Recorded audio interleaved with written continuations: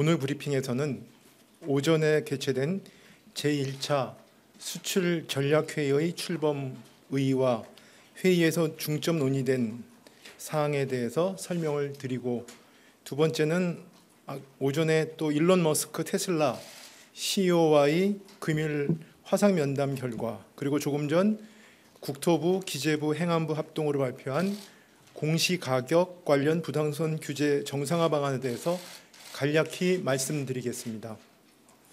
먼저 제1차 수출전략회의입니다. 오늘 오전 11시에 코트라에서 대통령 주재로 관계부처, 수출지원기관, 수출기업 등 40여 명이 참석하는 제1차 수출전략회의를 개최하였습니다. 수출전략회의의 출범은 지난 10월 27일 전 국민께 생방송으로 공개된 제11차 비상경제 민생회의에서 논의되었던 주력산업, 해외 건설, 중소기업 벤처, 컨텐츠, 신산업 등 5대 분야 경제 활성화 추진 전략을 구현하기 위한 것입니다. 대외 의존도가 높은 우리 경제의 여건을 감안할 때 경제 활성화를 위한 핵심은 수출일 수밖에 없습니다. 앞으로 수출 전략회의는 민관이 함께 참석하여 두 가지 사항에 중점을 둘 계획입니다. 첫째, 기업이 수주 현장에서 겪는 애로와 정부 지원이 필요한 사항을 대통령께서 직접 듣고 하나하나 풀어나가는 문제 해결의 장으로 운영해 나갈 계획입니다. 두 번째는 특히 정부의 역할이 중요한 국가와 분야에 대해서는 외교와 수출을 연계한 전략적 수출 지원 방안을 논의하고 실행 계획을 마련할 계획입니다. 이를 통해 위기를 넘어 새로운 기회를 선점하고 세계 제5위 수출 대국으로 도약하는 발판을 마련하고자 합니다.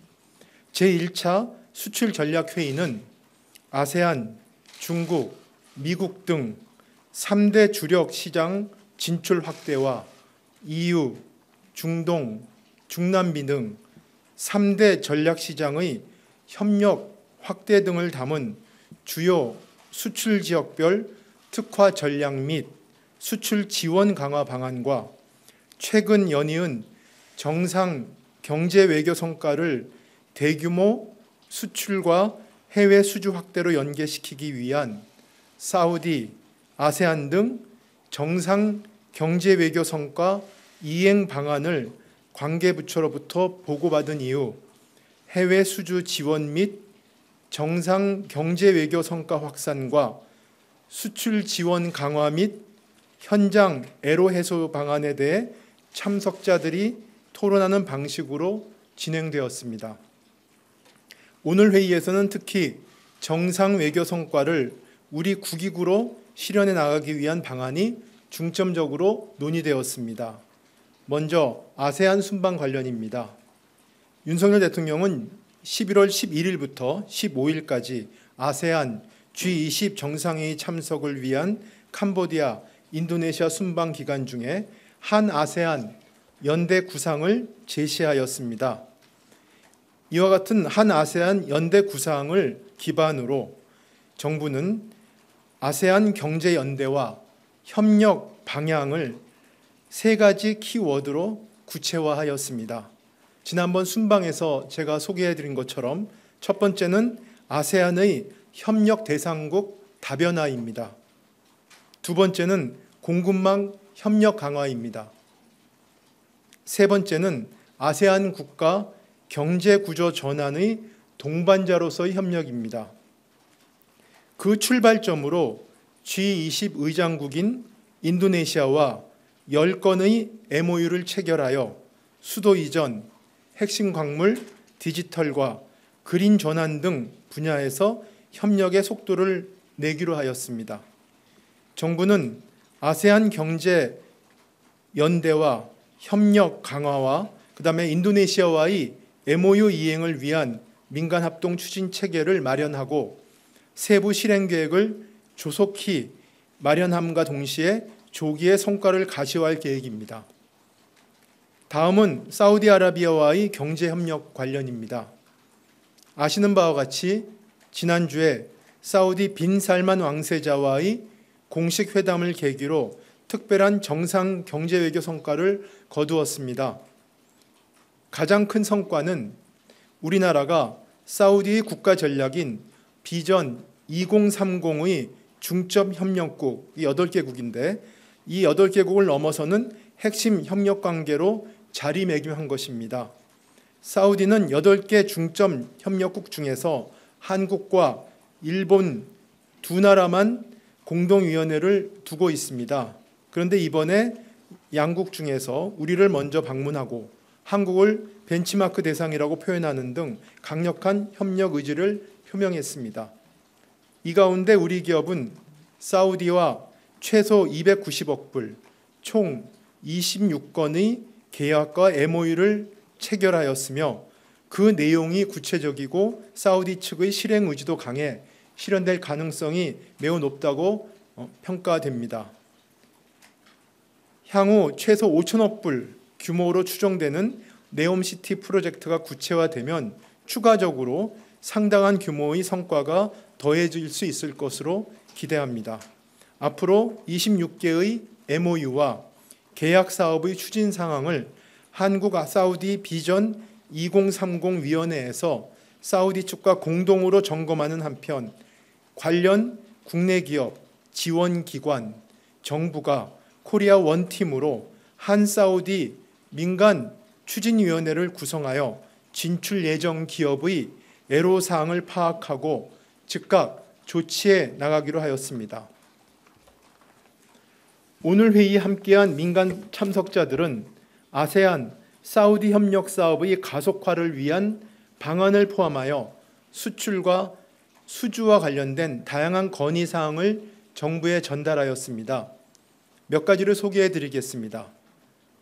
아세안 전기차 시장 진출 가속화를 위해 정부가 ODA 등을 통해 경쟁국보다 먼저 아세안의 전기차 인프라 구축을 지원할 필요가 있다는 건의가 있었습니다.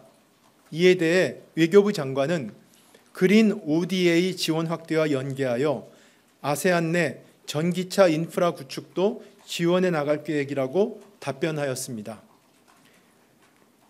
다음은 해외 수주를 위해 관련 정보를 얻고 다양한 애로사항을 해결하기 위해 많은 부처와 정부 기관을 일일이 찾아다녀야 하는 어려움이 있다는 지적에 대해 경제부총리는 정부 부처와 지원기관이 단일 창구로 기업을 지원하고 문제를 해결하는 원스톱 서비스를 제공하겠다고 답변하였습니다.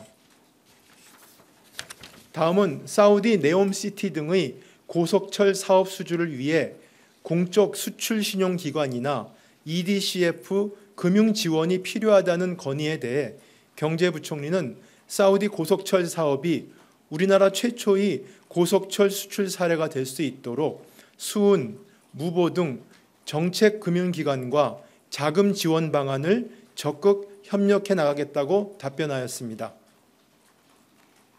또 하나는 해외 교역 거점에 마련된 수출 인큐베이터 사무실을 활용해 해외 법인을 설립하고 싶으나 한정된 독립실 형태로 운영되어 많은 기업들이 활용하기 어렵다는 건의에 대해 중기부 장관은 현재 12개국에서 267개사가 이용하고 있는 수출 인큐베이터 사무실을 우리 중소기업이라면 누구라도 언제든 사용 가능한 공유 오피스 공간으로 개편해서 향후 네트워크 협업 거점이 되도록 하겠다고 밝혔습니다.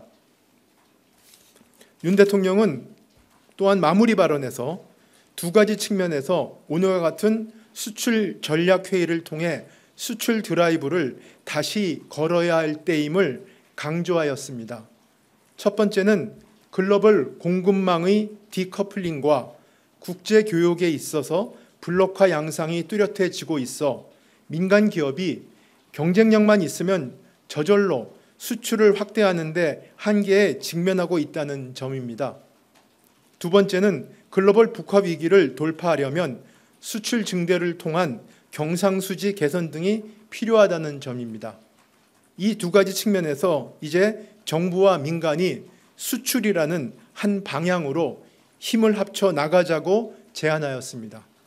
이 과정에서 정부는 단순히 나쁜 규제를 찾아 풀어주는 규제 완화를 넘어서 모든 공직자는 정부는 기업을 도와주는 조직이라는 생각과 자세를 가져야 한다고 강조하였습니다.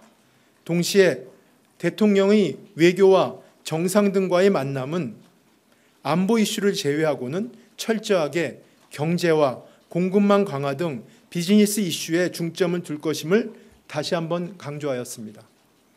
다음은 일론 머스크와의 화상 면담입니다. 오전 10시에 있었던 화상 면담에 대해서 말씀드리겠습니다. 당초 인도네시아 발리에서 B20 서밋 참석 계기에 대면으로 만날 예정이었으나 머스크 CEO의 출장이 취소되어 금일 화상 면담으로 변경하여 진행하였습니다. 현재 테슬라사는 아시아 지역에 완성 전기차를 생산하는 기가팩토리를 건설하는 방안을 검토하고 있습니다.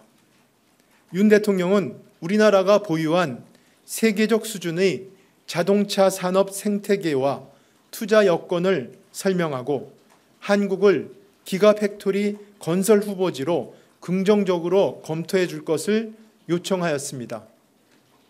머스크 CEO는 한국을 최우선 투자 후보지 중 하나로 고려하고 있다고 답변했습니다. 그러면서 아시아 후보 국가들의 인력과 기술 수준, 생산 환경 등 투자 여건을 종합적으로 검토하여 결정을 내릴 예정이라고 언급하였습니다. 또한 한국 기업들과의 공급망 협력도 대폭 확대하여 한국 기업으로부터의 부품 구매 금액을 올해 약 57억 불에서 내년에는 거의 2배 수준인 약 100억 불 이상으로 확대할 계획이라고 밝혔습니다. 정부는 산업부와 코트라를 중심으로 전단팀을 구성하여 테슬라사와 긴밀히 협력하며 투자 유치 활동을 전개해 나가겠습니다.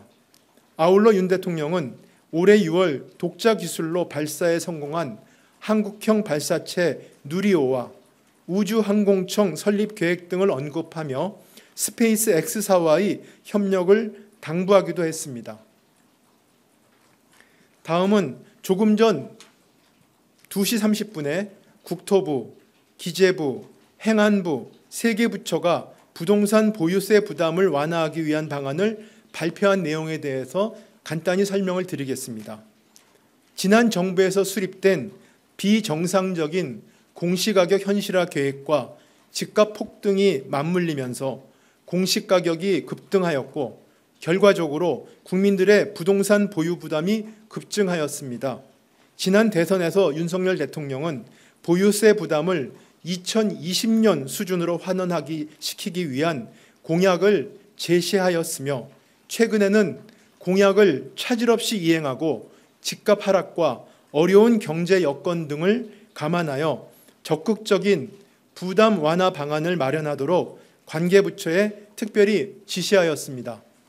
이에 따라 정부는 오늘 국민의 보유세 부담 수준을 2020년 수준으로 맞추기 위한 방안을 마련하게 되었습니다. 2023년 공시가격 현실화율을 2020년 수준으로 하향 조정하고 1주택자의 재산세 부담 경감을 위해 공정시장 가액 비율을 45%보다 낮은 수준으로 조정할 예정입니다. 아울러 종부세 세율 체계 개편 등을 반영한 종부세법 개정안이 국회를 통과할 수 있도록 최선을 다할 것이며 국회에서도 부동산 보유세 부담 완화에 협력해 줄 것을 기대합니다.